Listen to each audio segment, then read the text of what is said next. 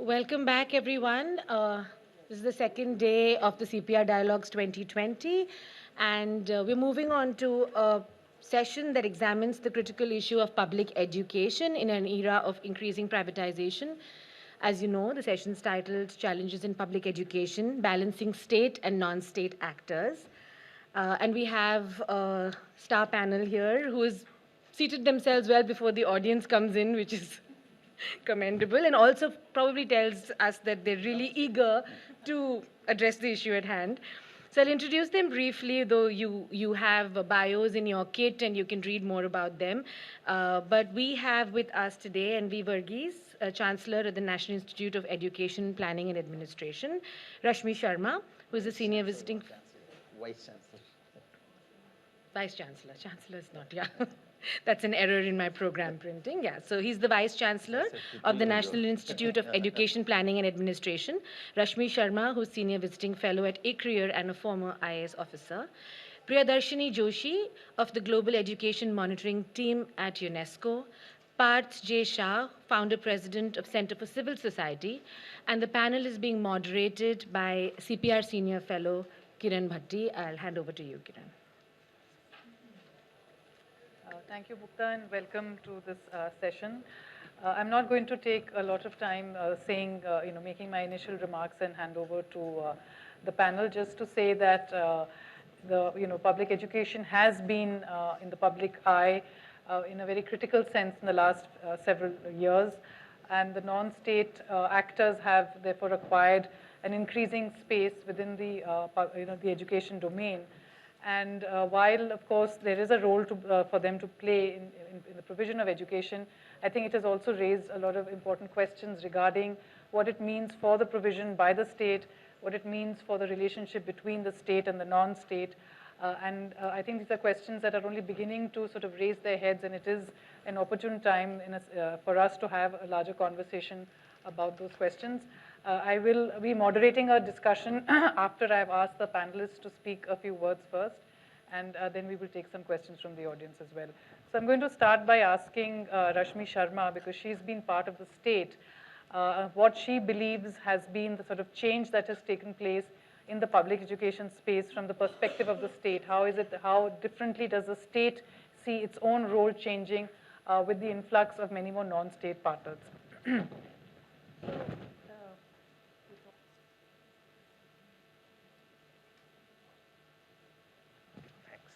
Okay, thank you, Kiran. So, having worked in government for many years, and also sort of trying to look at government from the outside, when you talk about non-government actors, I think it's very important to keep in mind the nature of the government too. Okay, so basically today we are in a context of, and have been, of an education system or schools which most people would perceive as unsatisfactory. Our learning levels, our teaching learning practices, and so on, most people would say that this is not adequate. So this is the kind of background in which we are talking about non-state actors. Now, there are 2 or 3 dynamics, I think, spinning around it. One is that because government schools are not satisfactory, there is a greater, sort of reliance on private school among people. And this reliance too is shaped by the quality of government schools. Now, if you had high quality of government schools, the reliance on private schools would be to the extent that the private schools are really good, okay? So you have a high quality public school, but you get a much better private school, you go there. But if you have low quality public schools, then you will access private schools of almost any kind, whether run by NGOs or whether run for a profit motive. So we see this. We see that people are willing to send their children to the so-called English medium private school, which basically gives you a tie and, is really not an serious educational establishment because of the nature of government schools. So This is how government schools impact the whole NGO sector or the private sector by admitting all kinds of actors. The second thing that I'd like to point out, and this is sort of something that there's some recent work that I'm doing, in that it's coming out very clearly, that you may say that because the quality of government schools is poor and the supporting government institutions are not really able to create the kind of context in which you can have really high quality schools, there should be greater collaboration with other educational entities like the NGO sector and other organizations which are able to provide resource support.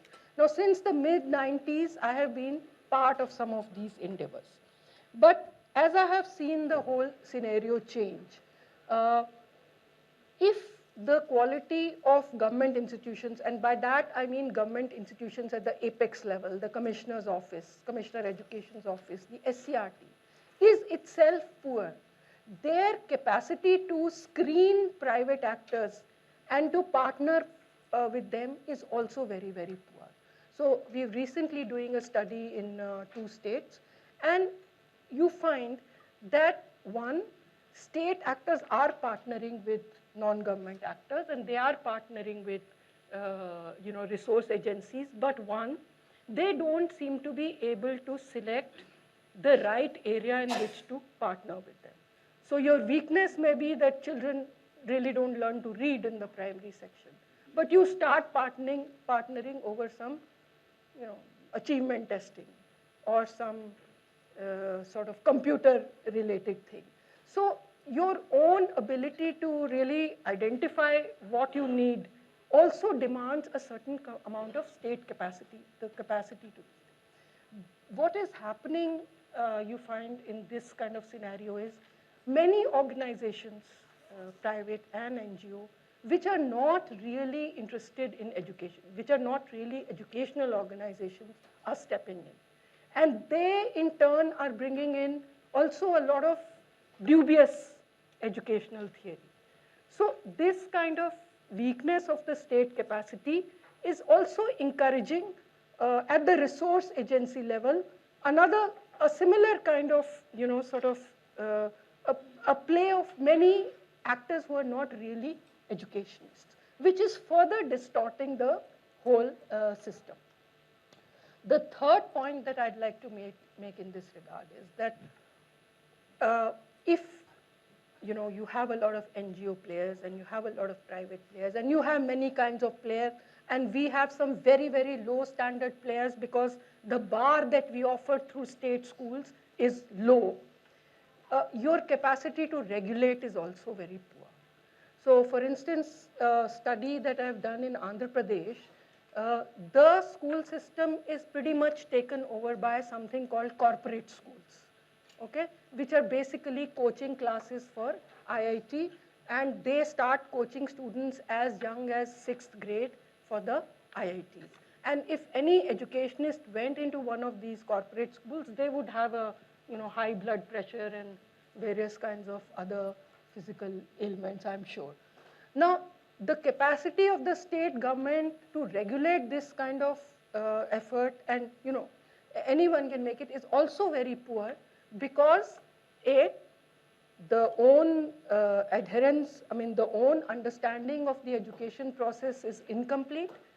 And second, because of the rent seeking, the political power of these actors, and the fact that they are able to kind of, at the highest levels form accords and so on, means that the state can do nothing about them. Now, if you look at what happens to kids who go here, something like 2 to 3, the kids start going to such establishments, say, many of them from class 1 itself. Now, only 2 to 3% of the kids who go to such establishments actually make it to the IIT. For the some may make it to other engineering colleges. But for the remaining, they've lost a chance to develop talents which they may have in social science, in language, in art, and music. So not only have they lost their childhood in these establishments, they have also lost career opportunities. And this is a nightmare. Yet we are not able to regulate it for the two reasons that I mentioned about. The short point that I want to make here is that we cannot look at the role of NGOs or private actors independent of the state. And the surprising thing is that while many people would see the state and the non-state actors as competing, actually there is a sort of synchrony. If the state system is good, you will get better actors, and you will be able to weed out actors that are not so good. And if the state system is poor, as today, you will have the play of all kinds of people, all kinds of agencies, which may or may not be seriously interested in education.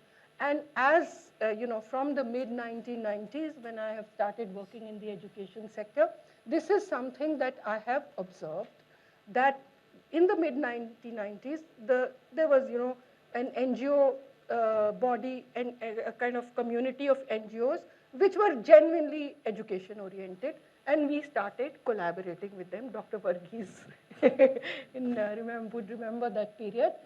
But as time grew, there were two sort of things you could take. These were really good NGOs. Though they worked a lot with state governments, with the national governments, the capacities of the state government actors and national government actors did not change significantly because of the disorganization within the state. If someone is interested, I can also explain the dynamic later. And secondly, one has seen the entry of various organizations not particularly interested in education having a very big voice in the education sector. Thank you very much. You've raised many different very important points. But I think the big point that you're making actually is that at the end of the day, it is the state that sort of sets the benchmark for how education should be, or what the quality of education can be. And but the state capacity, you're saying, over time has been getting eroded, and that has led to the introduction of all different kinds of non-state actors, not all of them themselves with the adequate amount of capacity to provide the sense and the quality that one would expect from these institutions. So I'm going to turn to Professor Varghese now, since you've been associated also with education institutions at different levels, and through the training programs, et cetera, that are conducted at NIPA, you also meet some of the state officials down the line, not just those who are at the apex. And so you have a sense also of what's been happening to the state capacity and how that has had an impact on the quality of public schooling. And do you feel that the nature of public education has been changing, and do you see that it is just a capacity problem, or is it also that the influence of the presence of so many different kinds of actors is having an impact on how the state itself perceives its role in the delivery, especially at the front line? Thank you very much. I come from an institute which is called the National Institute of Education Planning, and we play an active role in helping the government and also the decision-making bodies in preparing plans and also policies. So let me speak from that point of view. Firstly, a direct answer to the question that you posed. I do not think that it is lack of capacities as the main reason why public institutions are performing poorly. Because if you look at the teacher profile of the schools, you find that the teacher profile is perhaps better. All are educated, all are trained. They undergo a written test and a competition to get into the system. So I cannot say that the competencies or capacities are rather limited. Let me start by saying that I want to elaborate only one idea. That is, how schools should become an extension of the democratic principles in the country. And when I say democratic principles, democracy has one quality which many other ideologies do not have, because its tolerance limit to inequality is rather intolerant. It's therefore how schools become institutions which promotes equality and reduces inequality, and how it leaves us to move towards an equal society. Because if you look into history, what one finds is that the public institutions and the public sector led institutions and public sector led development, both economic, social, and educational development was the norm that was taken for granted for two reasons. The Reconstruction stage in Europe and the post-liberation period in the most of the developing countries. What you find is that it's the public sector that led. So the public sector led growth was the model that was accepted. Secondly, knowledge was considered as a public good, and therefore there was no reservation in investing public resources for knowledge. However, knowledge producing institutions were not considered as public goods, and therefore there are differences that emerge, whether you are talking about schools or you are talking about the universities. Now, what has happened is a change that has taken place is that knowledge remains a public good, but universities and institutions have become public institutions and public goods without public support. And that is the transition that has taken place, and that is the change that has taken place. Let me elaborate on this very issue. What one finds is that when income levels of people go up, what normally one finds is that one looks for quality. Poor people look for quantity, and middle class and upper middle class look for quality. This is a general principle of our behavior, social behavior. Those who have done economics undergraduate level will understand what I am trying to elaborate on. Now, if you see that, there is a good called the Diffusion paradox or Diffusion's good, So I'm talking about that, extending that to the education sector. What it means is that when income levels of people are going up, what happens is that those which are in poor quality are not demanded by the people. And this is what is happening in education. We are moving towards almost majority or more than 50% of the people who are middle class, especially globally. And this middle class has a tendency to move towards market rather than to the government. And that has created a sense of choice, which is very different from the sense of choice. So it is not a question of whether the public institutions behave well, whether the public institutions are performed well. There is another force. This is no way supporting that public institutions are performing well. What I mean to say is that there is another force that is very dominant. Say, for example, the public sector-led growth was not questioned till 1980s when structural adjustment programs became very dominant feature and World Bank became the dominant feature in the decision-making process in many of the developing countries. You find that the public sector was criticized, its investment policies were criticized, and the investment in the social sectors was considered to be unproductive, and that also paved the way for the market processes and marketization processes in education at all levels, including school and higher education level. This tablet or this ideology or this point of policy change was very widely spread, especially in the developing countries. For example, in the developed countries, most of the universities and higher education enrollment is still in the public institutions. In the less developed market economies, you find that they are relying increasingly on the market system to promote massification. So there's a change that you find that, the developed countries and matured market economies rely more on the public institutions to promote massification, whereas the less developed economies and less developed market economies rely more on the market to massify higher education. And in the school education, the trend is slightly different. In the school education, what is happening is that in the 1950s, if all the schools and all the colleges were mostly government and enrollments were either in the government schools or the private aided schools, what we find is that the trend is changing. And if you see that there is a positive association between levels of education and the involvement of the private sector. Say, for example, in the school sector, 20% of the schools are in the private and aided sector, but this is only 11% at the primary school level, whereas it is 62% at the higher secondary level. If you take the higher education sector, you find the same trend that more than 78% of the higher education institutions are in the private sector, and more than 64% of the enrollments are also in the private sector.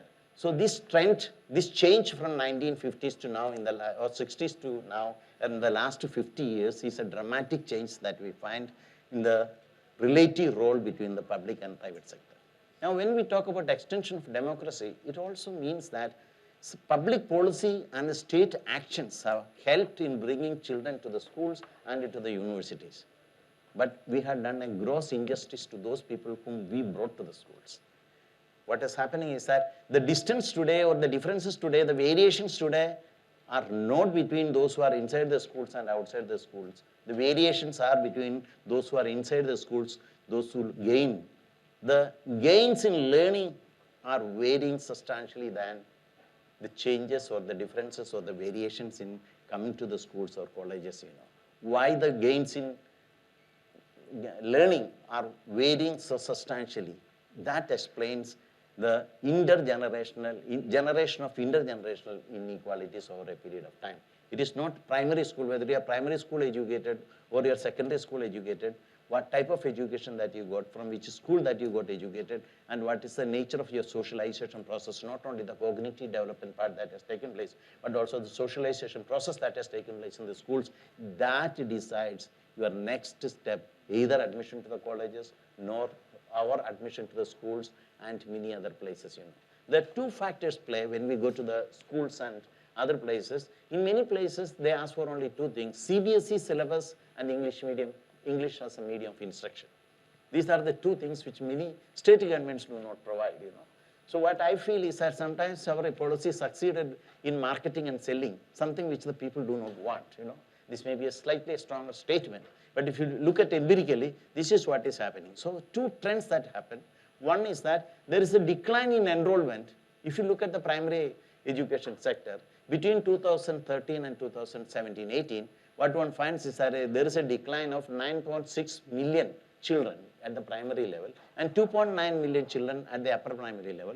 The only expansion sector that takes place is the secondary and the higher senior secondary and the higher education sector. That is where the expansion takes place. So there is a decline in the enrollment. Is it because of the democratic factors alone? No. A part of it is because of the demographic decline, because if you find states like Kerala, Karnataka, and many other places where there is a demographic decline, we can say that the class size is declining. But that is not the case when you talk about, there is another trend that you find is that there is a flow of students from government schools to the private schools and private unaided schools. But let me say that when I say private unaided schools, it is not only the high-end schools of English medium schools of very fee charging, what is called as budget private schools. There are 4 lakhs budget private schools and 60 million children are enrolled. So it is not only this. So the change that I find today is that this change, this shift that is taking place from the government schools, from the government institutions to the private institutions at the school level. Whereas this trend is not the same that you find at the higher education level. Even today, to get into an IIT, to get into an IIM, to get into the prestigious institutions in the public sector is the one that was referred to by Dr. Rashmi when she was referring to the coaching classes and other things. People are ready to invest more. But the investment paradigm in India is that if you want to get into that type of institution, you should first invest heavily when the child is at the pre-primary level. Previously, this was not the case. Admissions were based on the scores at the +2 level. Now, this has changed. So, if you want to reap the benefits and to contribute to the intergenerational inequalities, and where you are a beneficiary of 1% or 5% of the top income level, you have to invest not when the child is 12 years or 15 years old, you have to invest when the child is 3 years old. Now, that is the change that is taking place, and that is how the gains in learning are very unequally distributed, and that leads to an unequal distribution of income in the future, and perhaps democracy defined in terms of economic and social inequality it will remain a dream rather than a reality if you continue with this type of educational progress that you are experiencing. Thank you. Thank you, Professor Varghese. So that was a very sort of insightful look at, both from the primary to the higher secondary level. And I think the point that you're really making is an interesting one because what you're saying is that actually the aspirations of the people are changing and people are choosing very differently now. And that is actually, in a sense, defining what quality in a school means. So At the end of the day, they want to get to the higher institutions and they want the degrees and they want the marks and they want the jobs.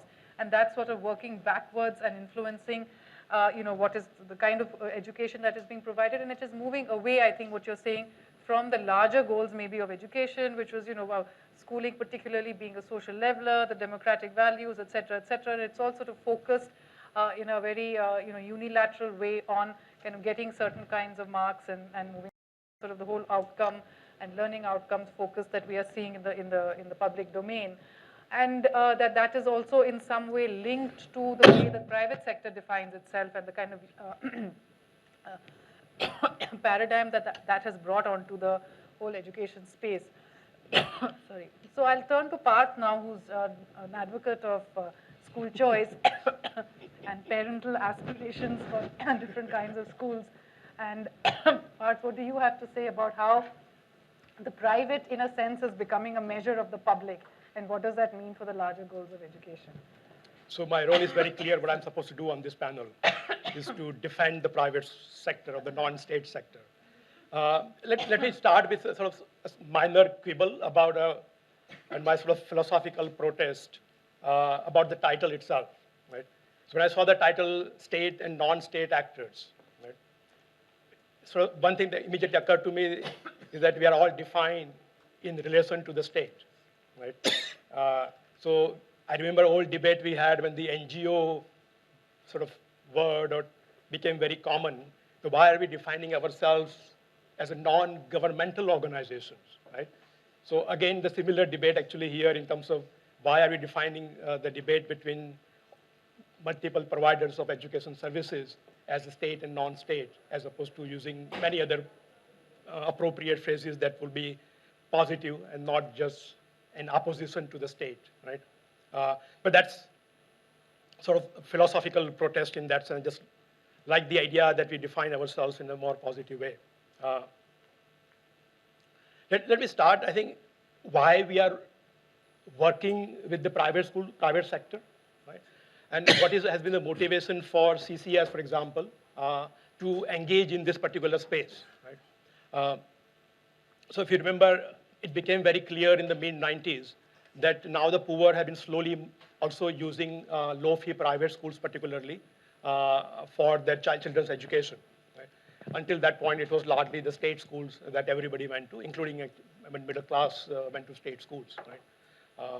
And at that point, we realized that now if you want to work with the poor parents, you don't have to work only with the government schools. You could now work with these low-fee private schools, which we at CCS sort of labeled this as a budget private school, BPS is the term that we have been using.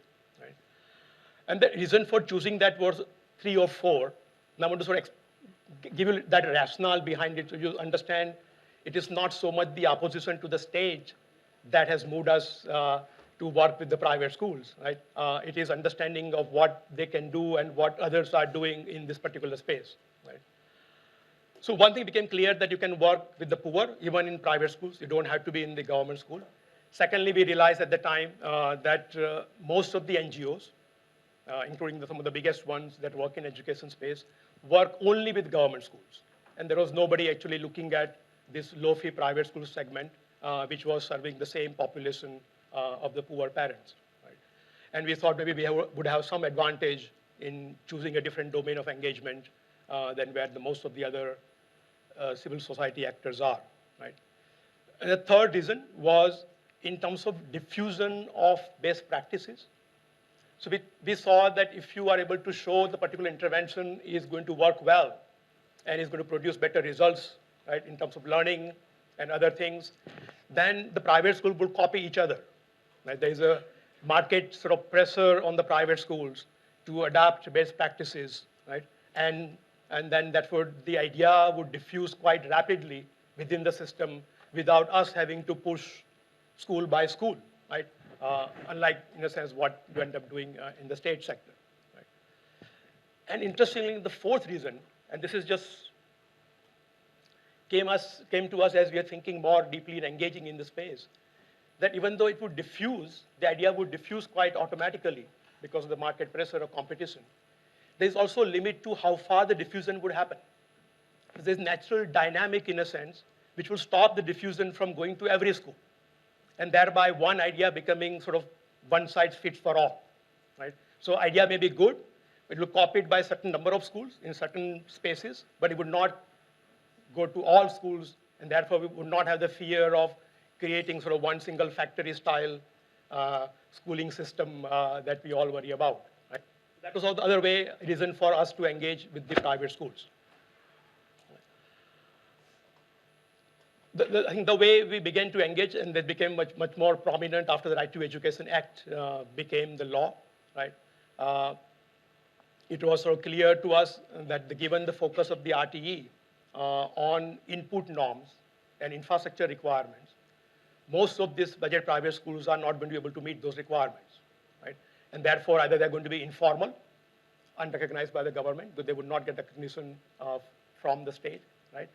Or they would have to play the traditional Indian jugaad of managing the system to stay relevant or recognized in the, after the RTE.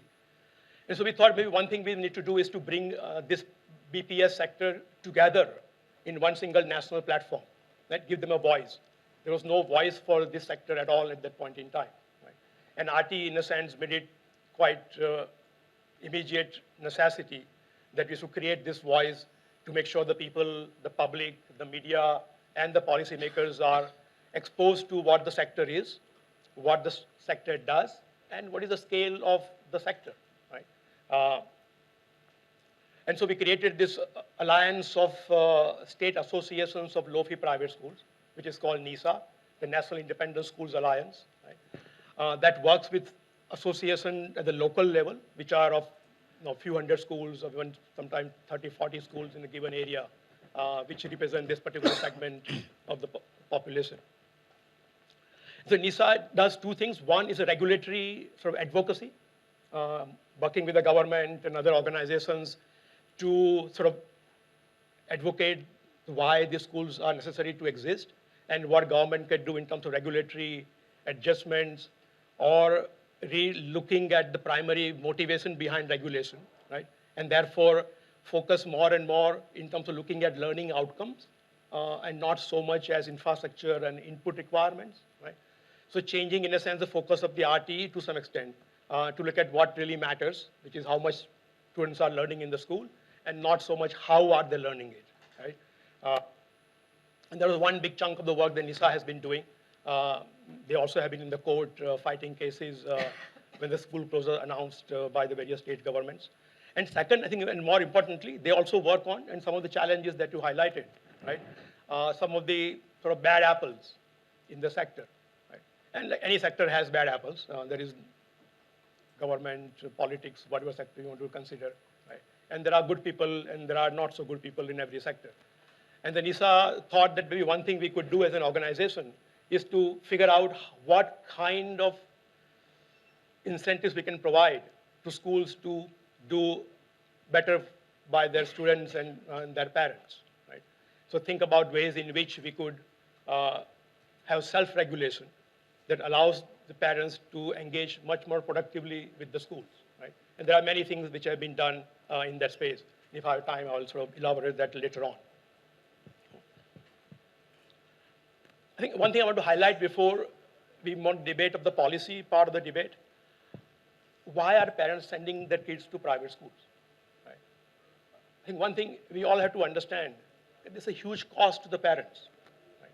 Today, I think in most government schools, of course, there are no fees to be paid. Most government schools give you free textbooks, free uniform, of course, there's a free midday meal, right? In many government schools, including Delhi schools, you actually get some cash incentive for being in the school, right? So a parent who makes a choice to go to a private school is sacrificing all of those benefits that they have received by going to a government school, right? So not only the opportunity cost is so high, of course, there is a direct cost of going to a private school, which is the fees they would have to pay, transport costs and textbooks, other things, uniform they would have to buy, and many other things the school require them to do, in addition to some basic things that we would consider, right? And so that choice has to be very difficult choice, very difficult choice, right? It can't be easy choice for a parent to forego, particularly for a poor parent, to forego what's available for free and then on the top of that pay for education that they could otherwise gotten. Right? And as we began to working in the sector, I realized that it's even far more difficult choice the parents are making. You have 3 or 4 kids, you are not going to be able to afford to send all 3 or 4 of them to private schools, right? So in the beginning, in the 90s, when we began to look at this, selection was made by gender. So usually the boys went to private schools and girls generally went to the government schools, right? But now you see that is no longer the case, right? But even then, parents are making a judgment about who is smarter among their 3 or 4 kids and who is going to go to private school and who is going to go to government school. And you can see how heart-wrenching the choice has to be for a parent to choose one among the 4 for whatever parameters they are using to make that choice, right? To send to a private school while the other 3 are going to go to government school, right? And I think we need to understand where the parents are coming from, why are they making these choices, right? And that will, I think, allow us to understand better in terms of what we can do to fulfill the aspirations they have, right? Not something that the experts and people like us decide what's good for them, right? And that I see as a sort of big, major challenge in the sector. There are sort of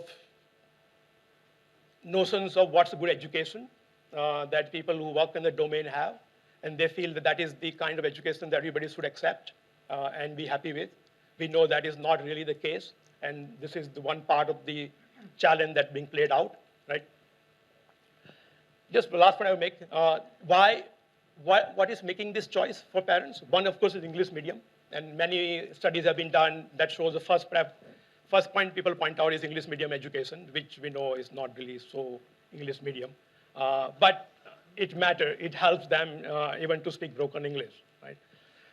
What is more important is that this is where I found the comparison between government schools and private schools also quite lacking. If you talk to parents a little more in detail, not just as a questionnaire engagement, you find that they are looking at so many different things. Right? So one parent told us that the reason why she has chosen private school for the daughter is that she has to get ready in the morning, which means the mother will be compelled to dress her well, comb her hair, right?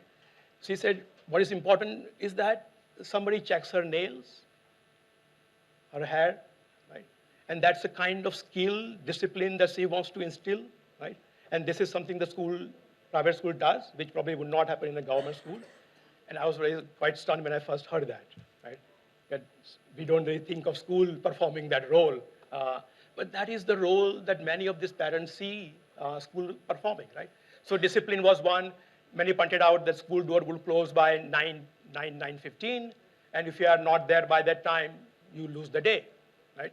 And that was enough pressure and discipline to be on time. And many parents, even the poor parents, thought that's a good thing to inculcate in their children, right? So I think when you engage with them at the deeper level, you find there are many, many reasons they see as a difference between what private schools do and what government schools do, which are not all captured by learning outcomes, which is how we compare these two set of schools, right? And that's an important thing to understand, particularly, I think, for the report that they're going to be creating, is asking those questions about why these choices are being made and how do we understand those choices better. Thank you. Thanks, Parth. I think it is important to get this perspective, and which is why we wanted to have Parth on the panel. Just to very quickly clarify that the state and non-state we don't see necessarily in opposition to each other, but as Rashmi ji said, the state does set the benchmark. Education is still, I think, if we are in a democratic society, seen as part of the social contract between the state and citizens. And so in that sense, a kind of primary... defining it, not opposition. Yeah, right. Defining the other sector in opposition to the state. That's right. So because it is seen primarily as the state's responsibility, what is the responsibility of the non-state is slightly different, because the non-state is not constitutionally mandated or obligated to provide in the same manner as the state is. And that is the only difference, actually, that is there between the state and non-state. But the fact that their levels of accountability are different for the two, I think has ramifications on how the state and the non-state delivers. And that's actually part of the questioning or the discussion that we want to have. How does that affect the functioning of each of these sectors? How does it also affect the interaction of one sector with the other? So, because now we also have public-private partnerships where both are, in tandem, in a sense, they're supposed to work together. What is that doing to the way this, and more importantly, we want to understand actually how the presence of non-state, non-government, private, whatever word you want to give it, how is that affecting the way the government itself is delivering? How is it affecting how it looks at itself? Does it see, it is no longer the sole provider. When it is the sole provider, it has a whole other perception even of itself and what it can or cannot or does not do. But when there is so-called competition from other sectors, then how has that impacted the functioning of the state? I think those are questions we are still grappling with. And as you rightly said, parents are making a choice because they have a variety of options available to them. But I think the question, sort of the elephant in the room, and I'm going to ask Priyadarshini to address that is, and with something that Professor Varghese alluded to, is that the goals are slightly different. Okay, the private sector and the public, there are certain obligations that the state has in its delivery of education, which is not limited to learning outcomes, or it's not limited to addressing specifically the parental aspirations only. It has to, its role in delivering education is much wider. It is creating citizens, it is fostering equality, it is being a social leveler, for instance. And the private sector is not obliged to provide any of those goals, actually. It can simply address, it will not be held accountable in the way the state can be held accountable to those goals. For the private sector, if it meets its bottom line or it meets particular requirements or demands of the parents, is what drives it. So, for instance, if now we're beginning to hear there might be schools which are denominational schools where, the ideology being taught may not actually be an ideology that is in consonance with the constitutional values. But in the private space, it is allowed to do that in a sense. What is the accountability for that within a private space? But in a government, it is not possible to have those sorts of things. So there are lots of questions. The whole that debate are coming. about textbooks. Sorry? Whole debate about textbook with every government change. That's right, but the government the debate exists because you can ask those questions of the government, but what is happening in the private, who's going to answer those questions? That's where I think the state and non-state difference starts to play out.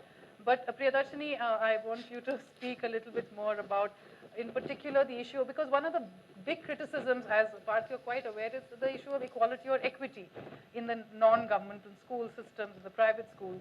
And, how do you address that?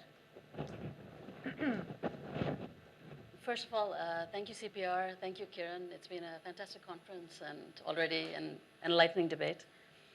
I think the answer we all know is it's something in the middle. None of us have it's not a binary game. But I'll try to get at that a bit later.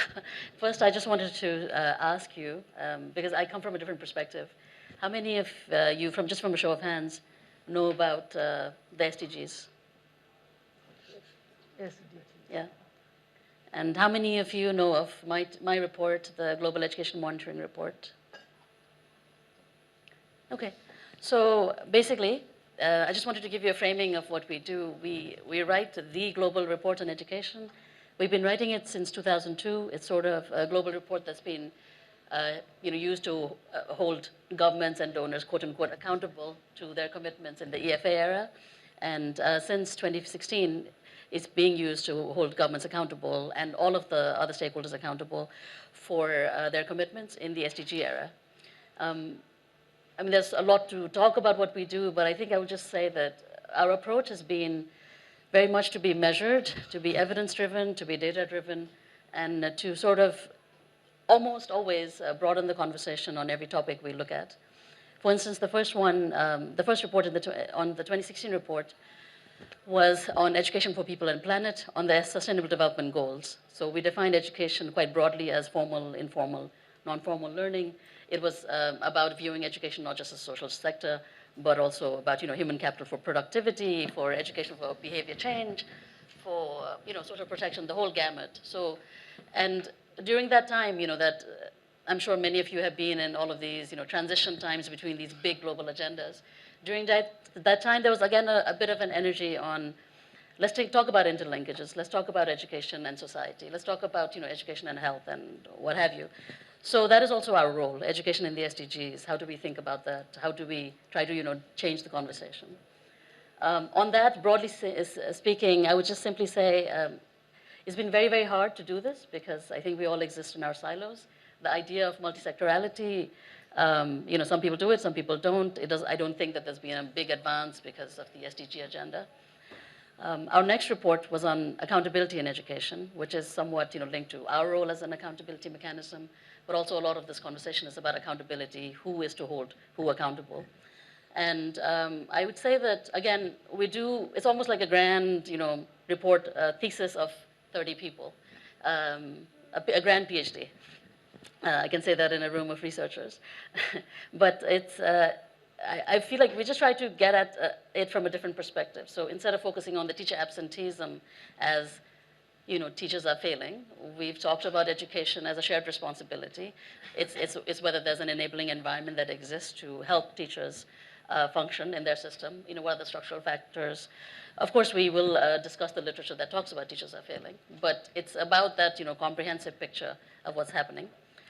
And then we talked about migration, where we talked actually about, even though a lot of the discussion was focused on, the migrant crisis in Europe, we made sure that it was expanded to talk about all of the migrations of our world, including internal migration in India for seasonal workers and what that means for education of children.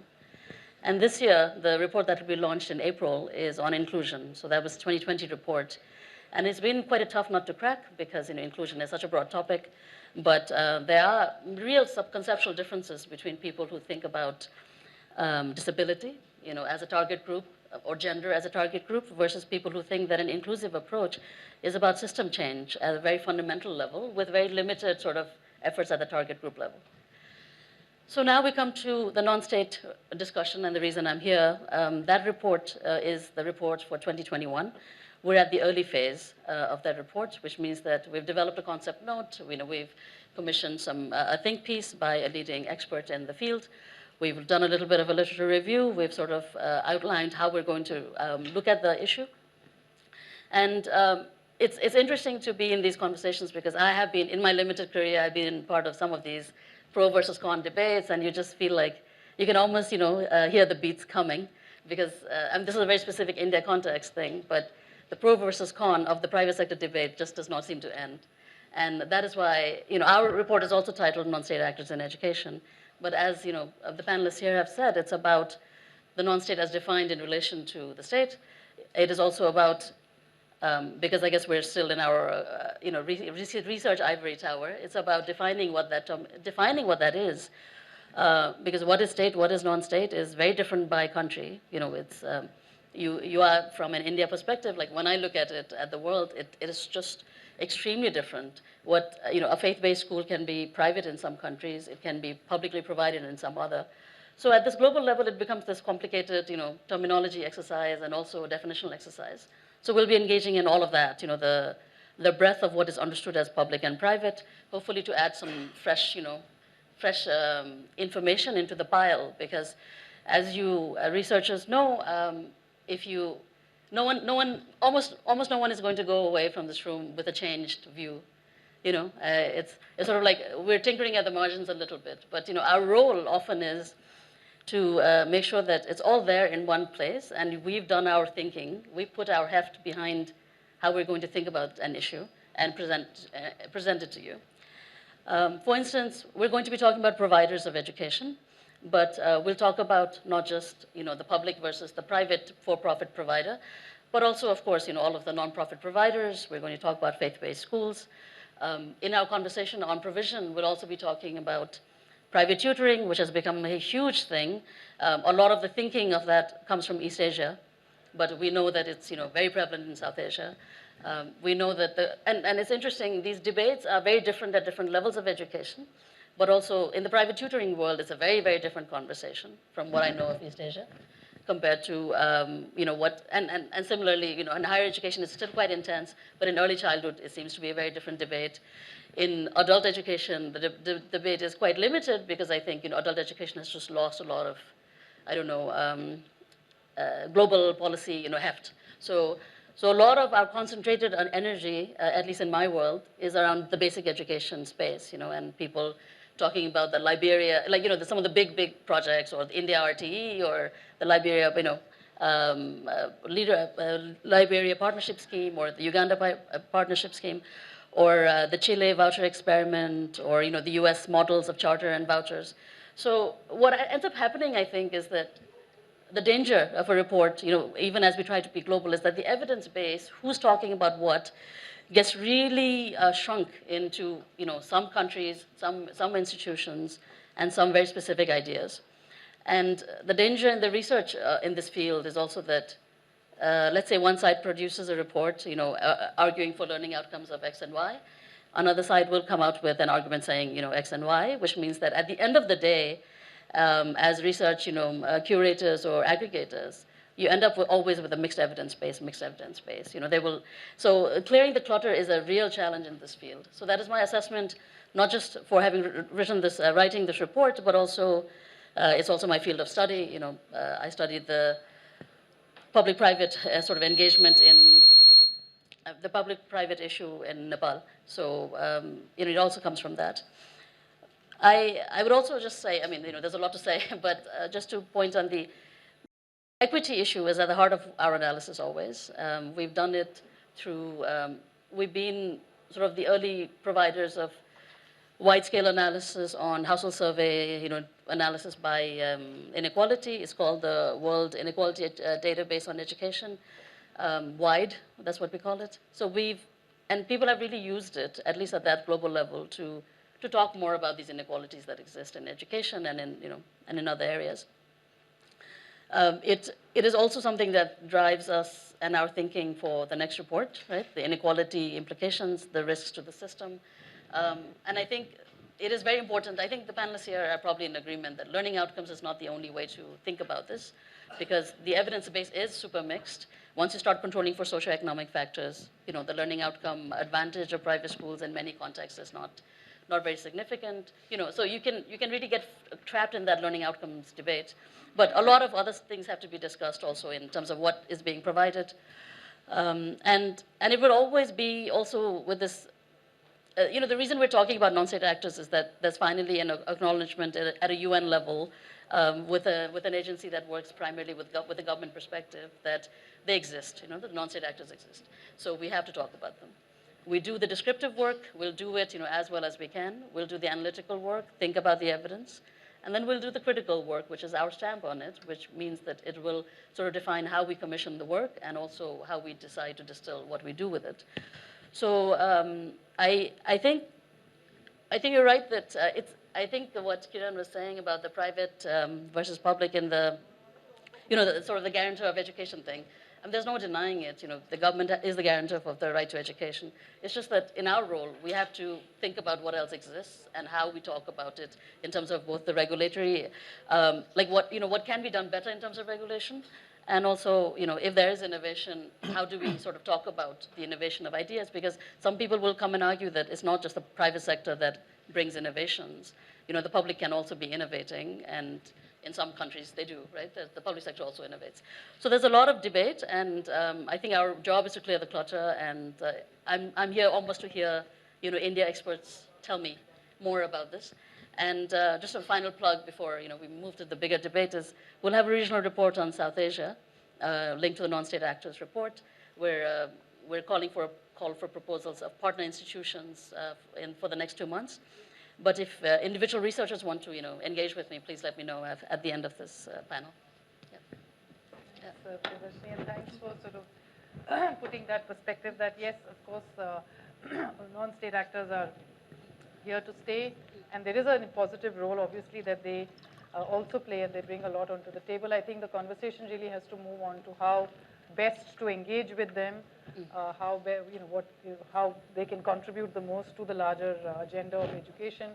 And that is why actually it is also in relation to the state, what those mechanisms can be, and it relates to the question of regulation that has been raised both by Rashmi and by you. And I think we need to take the conversation further to talking more about regulation rather than having very polarized views on private versus the state in that sense. And so I'll come back to you, Ms. Sharma, because you mentioned regulation earlier, and again in the context of there not being enough capacity. And it is true that actually we don't have a proper regulatory mechanism for education. It just sort of institutionally almost doesn't exist. There is some monitoring that is supposed to be done by the state, but other than that, to really regulate quality, regulate the functioning of government schools, we certainly don't have an independent regulatory mechanism that can do that. And I think the experience from around the world is that regulation needs to be as independent from the implementing function in order for it to be effective. And so do you think that now actually in this conversation of state and non-state, the role of the state in terms of its regulatory function needs to sort of step up a bit as its implementing function in some ways is getting shared by other non-state actors as well? Yeah, definitely. I think that's a very valid point. And we don't have a regulatory structure. I mean, to be very frank, a private school can do what it likes. So can a public. So can a public. In but a sense. Yeah, but I mean, that's also wrong. But at least the public school is supposed to follow a state curriculum, use certain textbooks. At least they're supposed to do that. A private school can orient itself totally to coaching for IIT, for instance, from grade 6 onwards. A public school is not mandated to do that, even if it does that. Plus, so definitely we need a regulatory structure, but as I want to make the same point again, that if you look at the, at the very grassroots where the actual regulation will be done, the district level, the district education officer. Now these guys, a lot of people, I know it's not fashionable to sort of think that government might be understaffed, but if you go to the grassroots, believe me, it is, okay? And plus, as I say again, if you want to regulate, we don't have enough people in government, especially at the grassroots level in the states. I'm not talking about national institutions. They're not the ones who are going to go and sort of regulate. In the state governments, at the district level, we don't have people with an adequate understanding of education, and I really don't know what they will regulate, okay? So that is, to me, a big problem. And the third problem, of course, you all know, is rent seeking. In our context, regulation and rent seeking become intertwined very fast. And since we don't do enough about rent seeking, our capacity to regulate is really, really very minimal. So the kind of regulation that one would want, which is to steer schools, private schools, towards a good education, I'm afraid we ourselves, and I mean, I'm not in government anymore, but the government itself is not yet ready to do. It is not structured to do. It doesn't have the wherewithal to do in terms of human resources, in terms of understanding, and even in terms of integrity.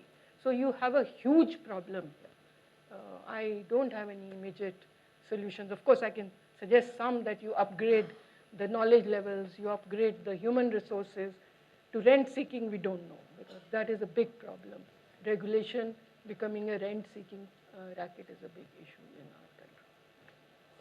Professor, do you have any comments on the higher education perhaps has a better or more developed regulatory mechanisms, or No, they also have similar problems?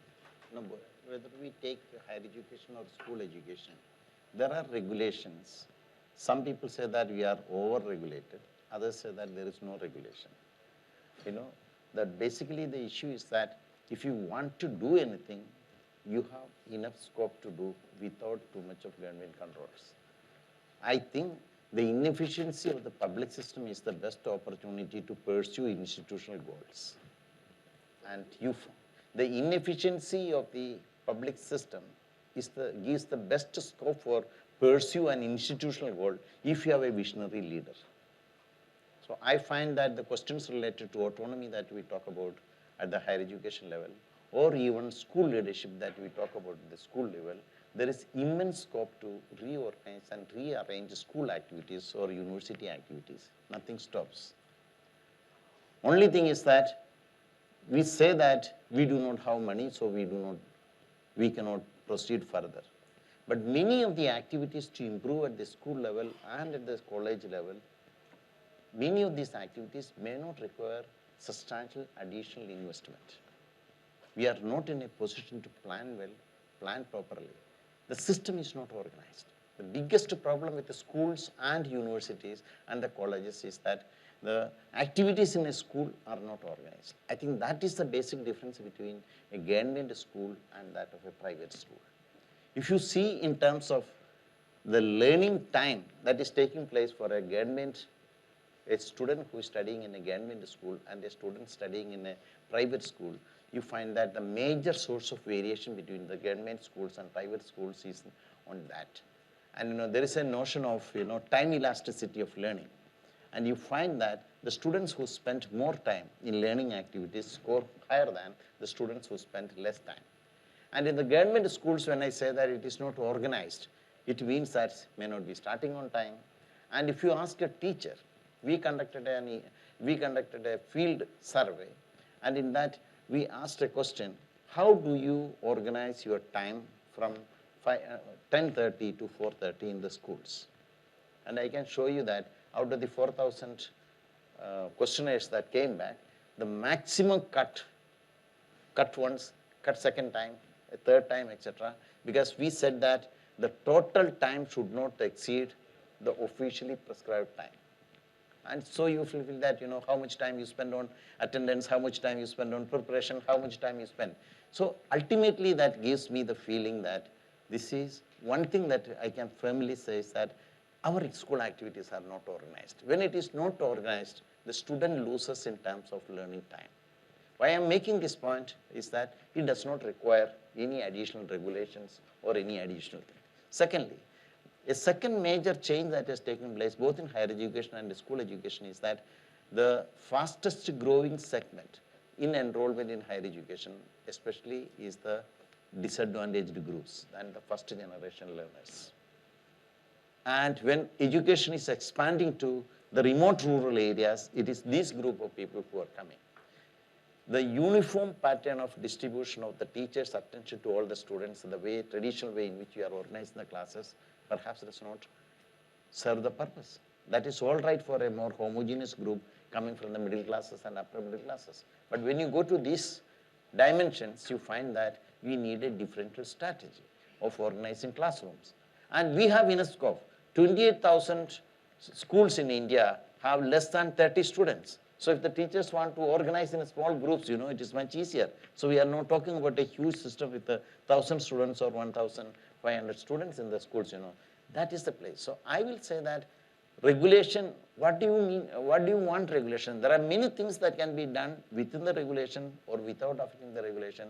And the public system is so weak that even if you are doing something which you should not do, there are possibilities, unless there is a complaint or RTA, there is no way of looking back to that, So there is scope for moving forward within the constraints and getting, and what you call as the catch-up. The government schools need to catch up with the higher levels of learning that is produced by the private schools. I am not saying that the government schools should become private schools, that is not the way that I am trying to see, because as I mentioned, is that when you are seeing institution as a unit in the extension of the democratic principles, I find government schools with its inefficiencies in a much better performing than that of the private schools, So I feel that regulations are necessary for two things. We have gone to a market-friendly reforms, but the markets have not become people-friendly. Regulations are required to make markets people-friendly, not constraining the schools and its functions. And how do we make markets people-friendly? That is one. And the answer is that we use socially responsible private sector. And that is the place where regulations are needed. Thank you. Thank you. So I think it is an important clarification in terms of what do we understand by regulation and whether it is seen as something that is a constraint or whether it is actually seen as something that facilitates improvement in quality, and that it would work, I think, for both. That is why I think it needs to be applied both to the public and the private sector, to make the private sector maybe more socially accountable and to make the public sector also more accountable in terms of, say, organizing, learning and building the capacities, etc. And I think that has been the experience of those who have looked at the public sector carefully, is that it does sort of suffer in terms of capacity, I think, to bring in that higher level of organization, to bring in that higher level of, dealing with some of these more complex problems that it does face, because it probably deals with classrooms with, varying, diverse set of students from different sort of backgrounds, etc. So I think capacity constraints, I mean, I know, again, I think the difference you make between the competence of, say, the teachers and the capacity in the system is also important to make. And that's the different perspectives that you and Ms. Sharma brought on board. And I think capacity of the system is lacking, and the organizational abilities is one aspect of that capacity, and the lack of human resources, the vacancies, et cetera, is another aspect of that situation. But in that context, do you think actually that the non-state or the private sector has actually the capacity to deal with the kinds of, the population that it is addressing? Many of them, like you said, you deal with low cost or budget private schools which are catering to people coming from, economically less privileged backgrounds where parents may not themselves be able to offer any academic support at home, et cetera, et cetera. And actually there are a lot of challenges of teaching children who come from these backgrounds. And it requires actually quite, in a sense, I would say, better levels of training in terms of the teachers and their competence, and a whole bunch of range of inputs, which perhaps in a low cost or a budget private school, if you don't have really a well-trained teacher who may understand the context from which the child is coming, appreciate the fact that he or she doesn't have support at home. I mean, do you think that the capacities in that sense are there within that sector to be actually able to deal with the quite complex, situation of these children? I think once we get past the opposition between government and private schools, right? So I don't know anybody who advocates or who has argued that we should close down government schools, right? There is no such argument has ever been made. Reason why CCS works with private schools, as I mentioned, is largely because that's where we see having some way to have an influence that we want to have, right? So I think everyone believes that we should make sure that we design a system where both kinds of schools are able to flourish, right? And we do what is required for each one of them. And regulation, of course, is one key part of that sort of puzzle, right? In my view, I think what state needs to do is to provide funding, right? 'Cause money is the biggest inequality in a sense among the parents, right? Second is to provide information so that parents can make informed choices. That could be among private schools or between private and government schools, right? So how does the state create that information for the parents to make those informed choices? And a third, I think, function of the state would be to do quality assurance, right? So what can we do to assure quality to the parents, to enforce contract in the sense of promises made by the schools to the parents when they take admissions in those schools, right? So I think those are the three broadly roles I see for the state. Now, I think they know much better about capacity of the state in terms of what it can and cannot do. But if they cannot, we would have to build that capacity. I mean, there is just no other way of doing it, right? And whatever it takes to build that capacity has to be done, right? So I think the point that you made, I think very interesting point that you made about the different kinds of demographic of students who are coming into the education system, school, now more so in higher education, right? And one way of, I think I've been intuitively thinking about this, that if you have unique child who is unique in many different ways, right? And you want some intervention being done, and at the end you want more equal outcome, where children, despite being unique when they start out, are somehow more equal in terms of what they gain and learn through the process of schooling, right? And I think if that is the goal, then if you have a unique child, you do standardized inputs, which is where my biggest complaint is with the system today. There's so much standardization that has happened across in terms of infrastructure, input norms, qualifications of teachers, salaries of teachers, right?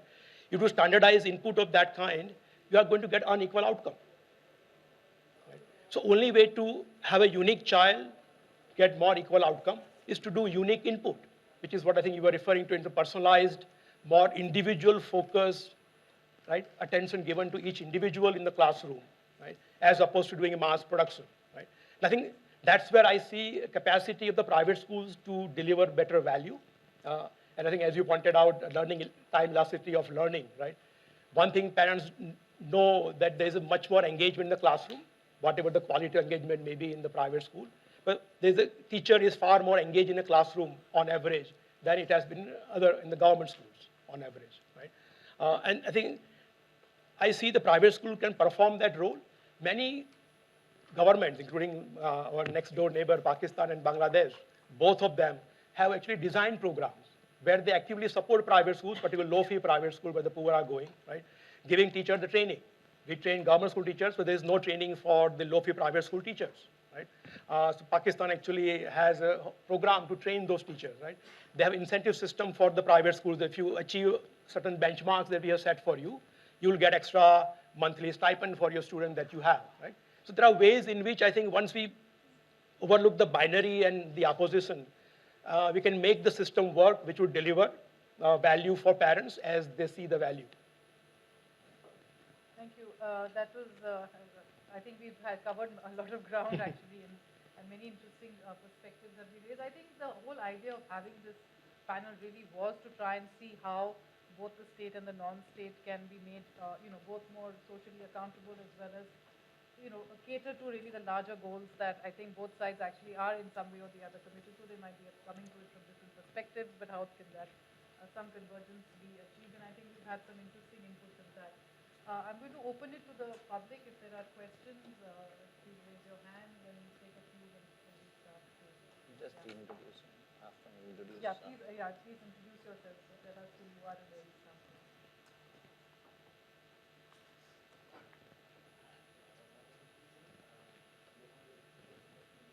Can't hear you. Is microphone?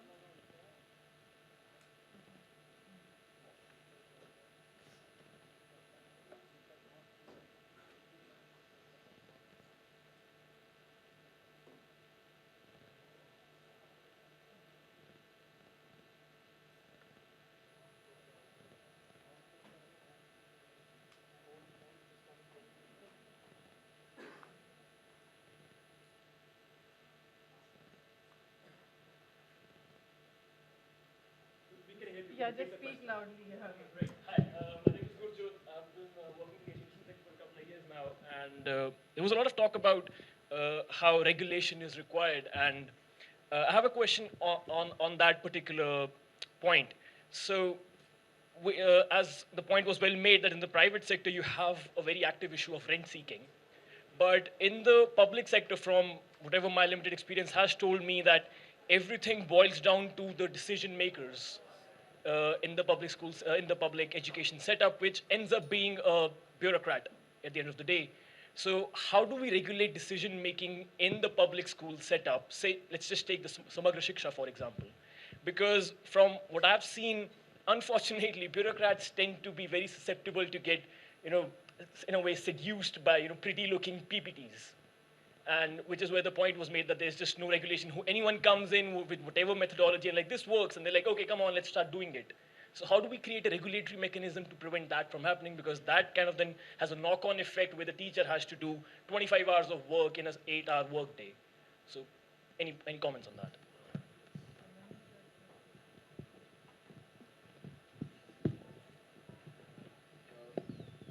Before I put my question, I just want to point out two things. I am just wondering that in this group, how many of us have been school teachers? And how many of us have studied in government schooling system? Because these are the 2 points of contention. Okay, I happen to be both, and at present I teach in Ambedkar University, Delhi. In relation to this, I have 3 pointed questions. One, I felt that we are missing the understanding of state. It seems that we know it, but we need to differentiate state with reference to level, historical trajectories, institutions, and also how what Kiran has been working on, how elite IAS officers and the front bureaucracy themselves imagine themselves as state. To imagine a homogeneous understanding of state by both private, non-private, I think that path will like, would be a problematic. Second thing is that what has been the complicity of state itself in dismantling public education system in India? That's a question which has not been addressed. And my last question is about aspiration. We seem to assume that aspiration is something we all know about. And I wish to just read out 3 sentences from my PhD class. What are the ways in which aspiration practiced through English medium schools changing education in public sphere? And what is the idea of citizenship and relationship with state and market that governs this aspiration? This was in one way alluded to by Professor Varghese. And second, how does aspiration as a situated cultural practice operate in distinct class caste contexts? How does मैं भी जाना चाहता हूँ America, आप भी जाना चाहते हैं America. So how does aspiration work for me in comparison to Islam?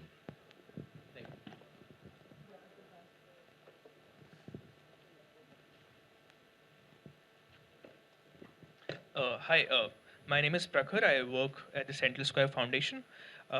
My question is, I work in the public governance team. So in my head, all the stakeholders in the district, including teachers and DOs, BOs, these are very rational actors. They don't have any incentive to perform better on ground.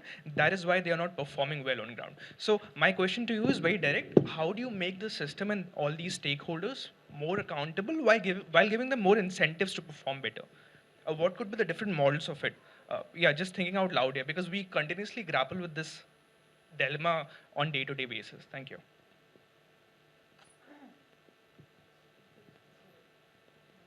Okay. So I think there seem to be more question about the government system than about this thing. So I'll just make some commentaries, and others would also, I'm sure, like to reflect on it. One is, you talked about these swings in the system. As you said, someone comes with a new PPT and then let's do it. So at the heart of it lies the fact that we don't really analyze issues, and we don't really then develop a sort of strategy, a thought, a kind of worldview. Okay?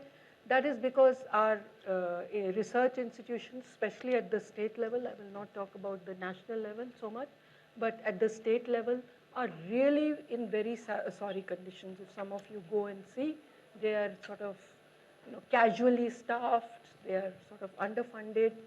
And so we don't really, this is a big missing piece of picture in our education system, knowledge creation and analysis. So because we don't do it, we don't have a clear, sort of roadmap that this is where I want to go and this is what I'm trying to achieve. So anyone who comes is equal, So it's very democratic. And that's how you swing all the time. Plus, as you know, we are a very hierarchical system and highly centralized. So any one person at certain times can sort of make that swing. So these two factors, I think, combine to make it a very, very unstable system. I agree with you on the thing that you really have to understand the state much more. And in our country, for some reason, we have not done too much of it. And I couldn't really agree with you more. About your question on the complicity of the state system, definitely there was collusion.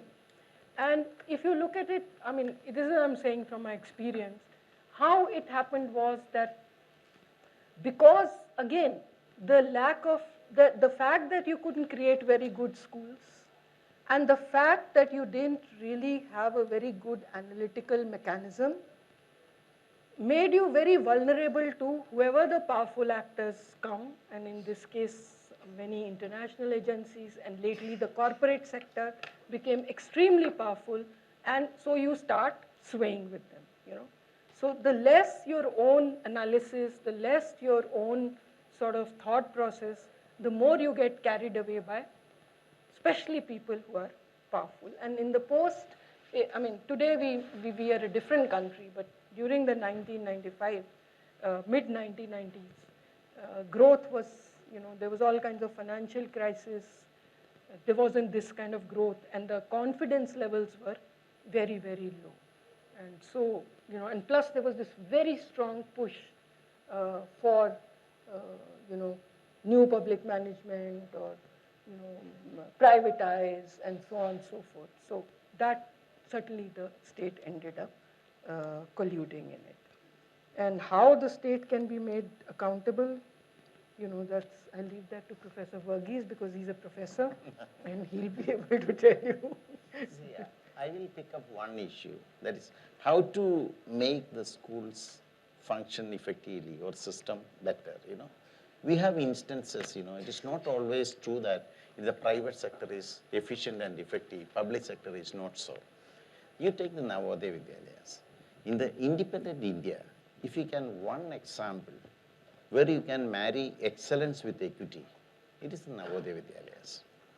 By the students, if you see that, there is a combination of, in other cases, there is a association or a correlation that is developing between household income levels, parental education, and the type of education that you get, the type of schools that you attend, and the type of education that you get, where it is not the cognitive dimensions of education, but education is becoming a social screening device to perpetuate and exaggerate and the intergenerational inequalities. The role of education dramatically changes when you're talking about this. But Navodaya Vidyalaya is an exception to this. Because if you see the initial intake in grade 4 or 5, you find that it is more equally spread from the rural areas. And once they come out after the grade 12, we had done some studies about the follow-up studies of what happens to Navodaya Vidyalayas. You find the number of IAS qualified persons from the Navodaya Vidyalayas. You find those people who qualified for the JEE, and you find the students, you find that there is an equality in terms of the outcome, and also there is a sense of equal distribution. That is a democratic principle equally delivered to everybody. That is what I was talking about, educational institutions becoming the extension of democratic units, That is the meaning of that. So it is not true that the government institutions are not functioning well. There are many. If you take the IITs, they are also government institutions. If you take IIM, they are also public institutions. So you find that there are so many things. But what happens is that when the service is totally targeted to the poor and the lowest in society, the system becomes inefficient. That is what has happened with the public system.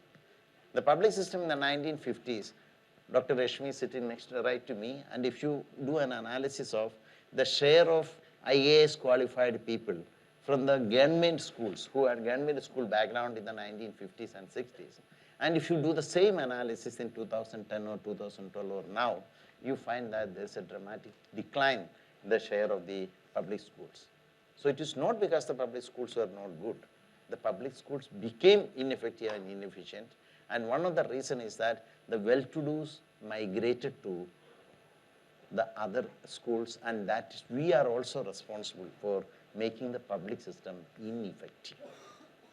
That is where the question of aspiration comes. The individual aspirations are very different from social commitment that is made by the state and society. And initially, there was a marriage, a cohesion, or an integration of what individuals try to promote and what the state tried to provide. And this gap was widened over a period of time. And with the entry of market, most people, well-to-do people, aligned with the market rather than with the state. And as a result of that, the state declined and the state got weakened, and state was a source of, one of the sources for criticism was the state. And as a result of that, we also individually and collectively contributed to the weakening of the state. One hope that we get today is that today the world is, in many cases, the world is led by two forces. I'll say that if you look in the American presidential election, you find that all the three candidates who may be contesting final election, whether it is Donald Trump or Joe Biden or I forgot the name of it, all of them are 76, 77, 78. But the competition in the world, they come to the generation of, they belong to the generation of the 1950s and 60s. And they have a different attitude towards life because they have enjoyed the prosperity, a prosperity life. And they had the people who are responsible for introducing market mechanisms and the market changes. Today, if you see the globally, which is not recognized very well, is the competition is to see that who is the youngest leader. If you say, for example, when Jacinda became the Prime Minister in New Zealand at the age of 38, and she had the first baby as the prime minister. Nowadays you find that the first baby, first marriages, or second marriages taking place as the state of leaders of the state. When Macron became the president at the age of 39, and you find that Marin Sana in Finland became a prime minister at the age of 34, and 12 members are female out of 19, and the latest is that Kurz, C-U-R-T said, became the prime minister at the age of 33 in Austria. What is the difference? The difference is that this is a millennial generation, and this millennial generation has seen that the markets can create havoc, and it can be very harmful, because they have seen the economic crisis of 2007. And what they try to do, two elements common in this is that one is they have a liberal thinking, and they want the state to play an important role, which is contrary to the role or the position that was taken by that. Or in other words, politically I feel that this gives a lot of hope for state to come back, state to be invited honorably and say that we want you. When you are there, we do not recognize your value. When you are not there, we recognize the value. When we have the eyes, we do not recognize the value of eyes. When we become blind, we realize the value of eyes. So it is the state, is that when the state disappeared and the economic crisis, we realized what state means. Now they are the people who are the hope for the politically and also socially, who will be bringing the state back, honorably back to this, and that is the sense of revival for a democratic setup, egalitarian principles, and going ahead with that. Thank you. Parth, do you have any comment on bringing the state back? I think just addressing the question of regulation that was the first question that you raised, right? I think one of the things which is in the new education policy is about the separation of functions. So today, one single bureaucrat or secretary of education in the department does everything, right? He's a policymaker, he's a regulator, he's also a service provider, runs government schools, and also an adjudicator and quality assessor, right? All of those roles are performed by one single department, one single person being in charge of it. So one of the key idea of improving regulation and capacity is to break these functions up, right? So you have separate regulator, and we have done this in many other sectors, right? Separate quality assessor, right? And a policy maker. So there are ways in which we can split this role that needs to be done. And I think we talked about, Kiran was there in the first roundtable we did on the separation of functions. And we found in doing research on that there were 17 different agencies independent agencies exist in UK that deal with education, 2 of which don't even report to the Ministry of Education. They report directly to the Parliament, right? So that is the level of separation and independence they have built into the system. So the idea that we have at the high level, 3 branches of government and separation of powers, right, needs to be applied further down the chain, right? And that I think we have not yet done as effectively as it should be done in education particularly, right? So I think that's one way to think about what needs to be done to improve the capacity and quality of regulation in India. Yeah, yeah. But NEP does talk about the separation of functions. Let's see what happens there. Hi, I just wanted to make a few points. I think, one of the challenges of this whole debate is, in the marketization conversation, is the parent, right to choose is, we hold it very sacrosanct. And parents will try to find every advantage possible. India is a clear case where competition is, furious for, every job out there, every seat out there. And I think there was kind of an interesting case, a study in Chile where, there was very good data, a lot of good data to make informed choices. And what you find is that the parents select not on quality or learning outcomes, they select based on your peer group. They know what they're doing. You'll find it either through formal mechanisms or informal mechanisms. You'll figure out what you want to do with your parental choice, with your information that's available to you.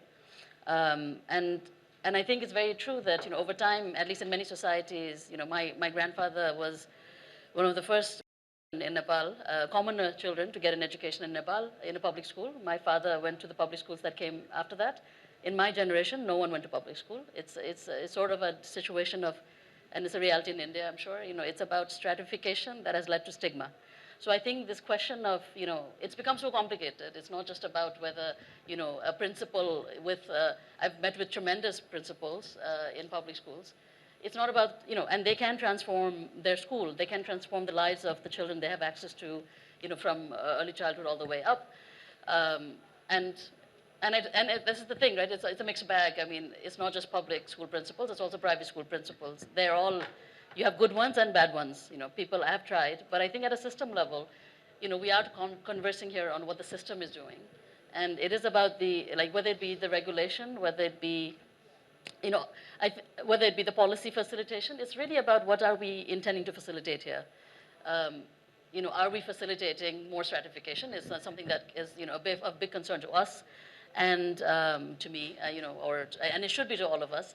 But I think I really think about this bigger issue of the tolerance for inequality, that we just have it so inbuilt. I was just in South Africa, where we think of it as a very pure form of racially classified inequality. But we have lived in caste systems. It's not so different, the things that we've experienced in our lives. So I think it is that question of how happy are we with the idea of consumer demand, driving all of education. It's linking back to the first question you had asked me. And I think the second thing I wanted to say was there are things, of course, to learn from the private sector, but it is about, I think, what is learned, often. Someone I know, Sam Abrams, wrote a very interesting book called The Education and the Commercial Mindset, where he talks about how in Finland, what is happening is that the business principals are actually innovating the public education system, because it is a system that has not allowed any of the more radical reforms of teachers. It has not allowed for many, many reforms that you hear in many countries in the US, in Nepal, in Latin America. So it's a very interesting written chapter on on what he considers the interesting thing about Finland. But it links to that point earlier made about how governments, if they are strong, then they can take interesting ideas from private. If you have a strong government, you can regulate better. If you have a strong government, you can learn from other ideas better. There is a diversification of innovation. There's a diversification of ideas. It is up to, I feel like I've met many, many people who are actually saying, in the private sector space, who are saying they're evolving so that they become, because they've recognized the importance of scale at government, So their role needs to evolve so that they do whatever they can to improve the government system. And that can be debated whether the purpose is nefarious or, it depends on where you are on the ideological spectrum, how you even think about that. But I feel, the relationship can only be improved if people are talking to each other, and this is, such a space also. I just wanted to comment on this incentives point that someone raised, because I think the more I thought about this, I've made the transition from the IMF to UNESCO, so I've seen all of the shades of thinking. That to some degree, because I spent some time thinking about teachers, it's about respect, Teachers are teachers in the business because of the pay, not all of them, right? Really, it is about, or me, let's say, am I incentivized by performance pay? Probably not.